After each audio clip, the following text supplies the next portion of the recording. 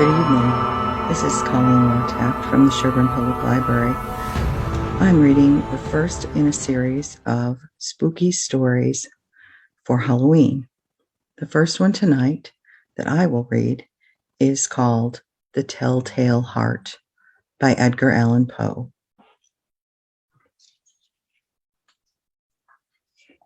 True, nervous, very, very dreadfully nervous, I had been and am, but why will you say that I am mad? The disease had sharpened my senses, not destroyed, not dulled them. Above all was the sense of hearing, acute. I heard all things in the heaven and in the earth. I heard many things in hell. How then am I mad? Hearken and observe how healthily, how calmly I can tell you the whole story. It is impossible to say how first the idea entered my brain, but once conceived, it haunted me day and night. Object there was none. Passion there was none. I loved the old man. He had never wronged me. He had never given me insult. For his gold I had no desire. I think it was his eye. Yes, it was this. He had the eye of a vulture, a pale blue eye with a film over it. Whenever it fell upon me, my blood ran cold. And so by degrees, very gradually, I made up my mind to take the life of the old man and thus rid myself of the eye forever. Now, this is the point. You fancy me mad. Madmen know nothing, but you should have seen me. You should have seen how wisely I proceeded, with what caution, with what foresight, with what dissimulation I went to work. I was never kinder to the old man than during the whole week before I killed him. And every night, about midnight, I turned the latch of his door and opened it, oh, so gently. And then, when I had made an opening sufficient for my head, I put in a dark lantern, all closed so that no light shone out, and then I thrust in my head. Oh, you would have laughed to see how cunningly I thrust it in. I moved it slowly, very, very slowly, that I might not disturb the old man's sleep. It took me an hour to place my whole head within the opening so far that I could see him as he lay upon his bed. Ha! Would a madman have been so wise as thus? And then, when my head was well in the room, I undid the lantern cautiously. Oh, so cautiously. Cautiously, for the hinges creaked. I undid it just so much that a single thin ray fell upon the vulture eye. And this I did for 7 long nights, every night, just at midnight. But I found the eye always closed. And so it was impossible to do the work, for it was not the old man who vexed me, but his evil eye. And every morning, when the day broke, I went boldly into the chamber and spoke courageously to him, calling him by name in a hearty tone and inquiring how he had passed the night. So you see, he would have been a very profound old man indeed, to suspect that every night, just at 12, I looked in upon him while he slept. Upon the 8th night, I was more than usually cautious in opening the door. A watch's minute hand moves more quickly than did mine. Never before that night had I felt the extent of my own powers, of my sagacity. I could scarcely contain my feelings, my triumph. To think that there I was, opening the door little by little, and he not even to dream of my secret deeds or thoughts. I fairly chuckled at the idea, and perhaps he heard me, for he moved on the bed suddenly, as if startled. Now, you may say that I drew back, but no. His room was as black as pitch with thick darkness, for the shutters were close fastened through fear of robbers. And so I knew that he could not see the opening of the door, and I kept pushing it on steadily, steadily. I had my head in and was about to open the lantern when my thumb slipped upon the tin fastening, and the old man sprang up in bed, crying, "Who's there?" I kept quite still and said nothing. For a whole hour I did not move a muscle, and in the meantime I did not hear him lie down. He was still sitting up in the bed, listening, just as I had done, night after night, hearkening to the death watches in the wall. Presently, I heard a slight groan, and I knew it was a groan of mortal terror, for it was not a groan of pain or grief. Oh, no. It was the low, stifled sound that arises from the bottom of the soul. Many a night, just at midnight, when all the world slept, it had welled up from my own bosom, deepening with its dreadful echo the terrors that distracted me. I say I knew it well. I knew what the old man felt and pitied him, although I chuckled at heart. I knew that he had been lying awake ever since the first slight noise when he had turned in that bed. His fears had been ever since growing upon him. He had been trying to fancy them causeless, but could not. He had been saying to himself, "It is nothing but the wind in the chimney. It was only a mouse crossing the floor," or "It is merely a cricket which had made a single chirp." Yes, he had been trying to comfort himself with these suppositions, but he had found all in vain. All in vain, because death, in approaching him, had stalked with his black shadow before him and enveloped the victim.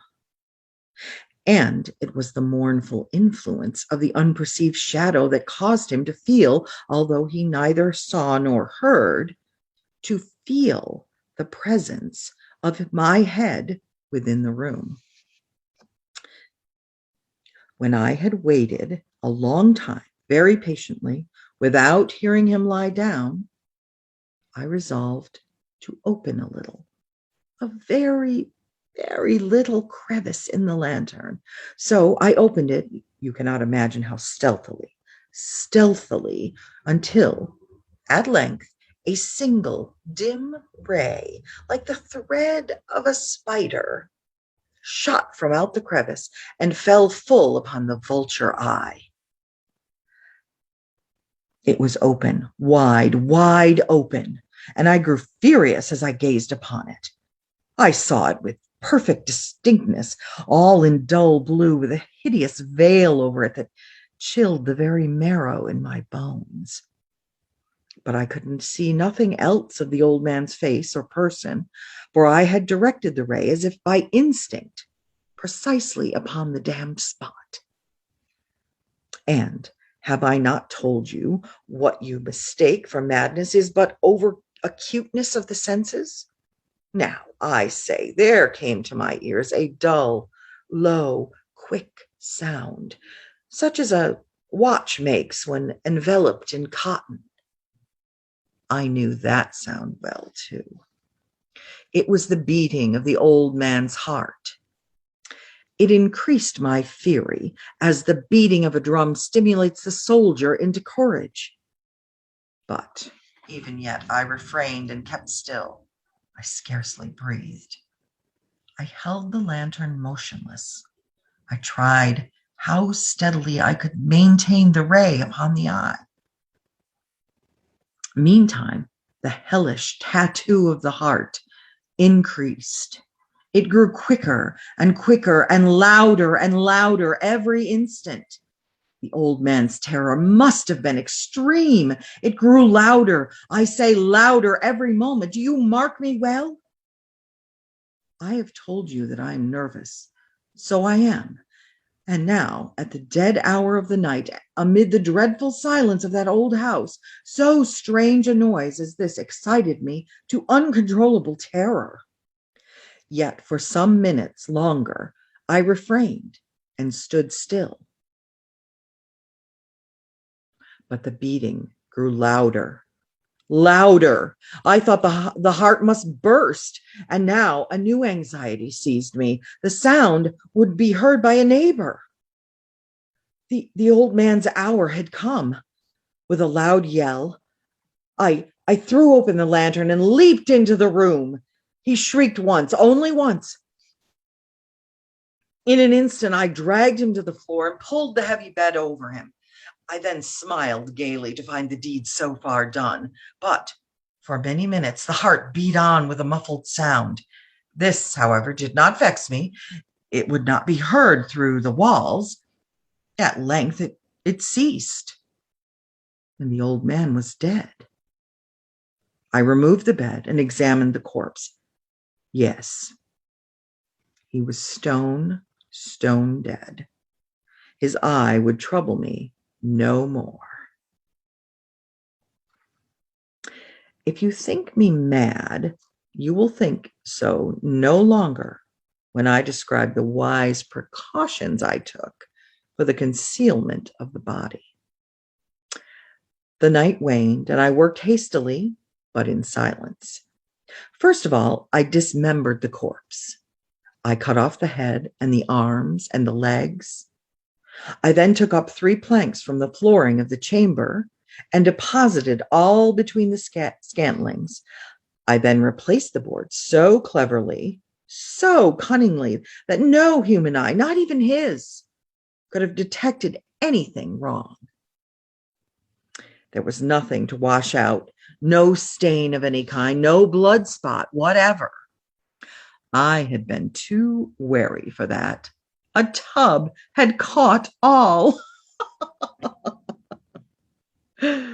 When I made an end of these labors, it was 4 o'clock, still dark as midnight. As the bell sounded the hour, there came a knocking at the street door.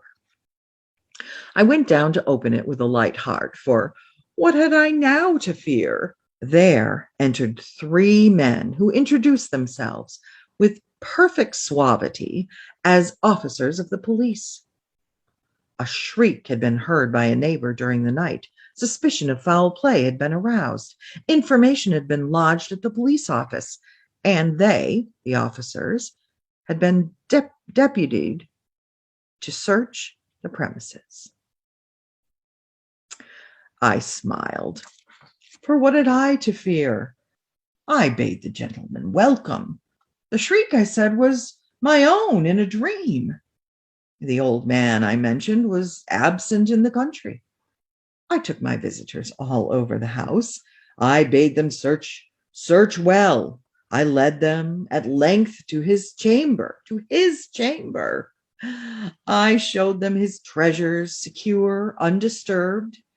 In the enthusiasm of my confidence, I brought chairs into the room and desired them here to rest from their fatigues, while I myself, in the wild audacity of my perfect triumph, placed my own seat upon the very spot beneath which reposed the corpse of the victim. The officers were satisfied. My manner had convinced them. I was singularly at ease. They sat, and while I answered cheerily, they chatted of familiar things. But ere long, I felt myself getting pale and wished them gone. My head ached, and I fancied a ringing in my ears, but still they sat and still chatted. The ringing became more distinct. It continued and became more distinct. I talked more freely to get rid of the feeling, but it continued and gained definitiveness, and until at length I found that the noise was not within my ears. No doubt I now grew very pale, but I talked more fluently and with a heightened voice, yet the sound increased, and what could I do? It was a low, dull, quick sound, much such a sound as a watch makes when enveloped in cotton. I gasped for breath, and yet the officers heard it not. I talked more quickly, more vehemently, but the noise steadily increased. I arose and argued about trifles in a high voice and with violent gesticulations, but the noise steadily increased, why would they not be gone? I paced the floor to and fro with heavy strides as if excited to fury by the observations of the men, but the noise steadily increased. Oh God, what could I do? I foamed, I raved, I swore. I swung the chair upon which I had been sitting and grated it upon the boards, but the noise arose over all and continually increased. It grew louder and louder and louder, and still the men chatted pleasantly and smiled. Was it possible they heard not? Almighty God, no, no. They heard, they suspected, they knew. They were making a mockery of my horror. This I thought, and this I think, but anything was better than this agony. Anything was more tolerable than this derision. I could bear those hypocritical smiles no more, no longer. I felt I must scream or die, and now, again, hark! Louder, louder, louder! Villains! I shrieked. Dissemble no more. I admit the deed. Tear up the planks. Here, here. It is the beating of his hideous heart.